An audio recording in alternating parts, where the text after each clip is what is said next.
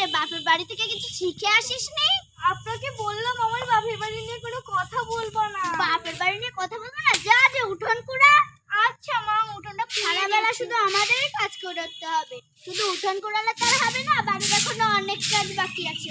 আমার ঘরটা যে ঝাড়ু দিয়ে আসবা, তোমার শ্বশুরের কিছু জামা কাপড় আছে, ওগুলো কাচতে হবে। আমাদের কাছে আমাদের শাশুড়িরা তো বাবা সেই ভোর 5টার সময় উঠিয়ে দিত, সারাদিন কাজ করাতো। আর এখনকার বৌমারাই শাশুড়িদের মুড়োঝাটা দিয়ে কষছে।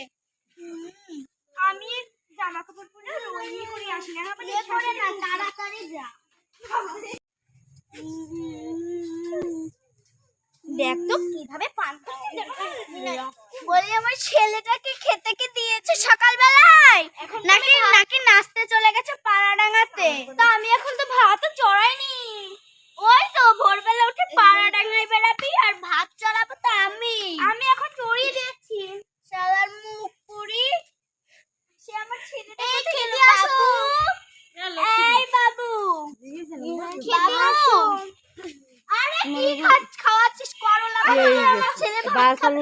তুমি কত সুন্দর ভাত খাবে? হ্যাঁ, আমার ছেলেটা একদম শুকিয়ে কাঠ হয়ে গেছে। আর যাও ভাইকে খাওয়াতে তুমি। আমার ছেলে যদি এখন থেকে ভালো খাওয়া মন্দ না হয়, তাহলে তোর বাপের বাড়িতে আমি তোকে বাইর করে দেব। আচ্ছা আমি বাপের বাড়ি চলবো।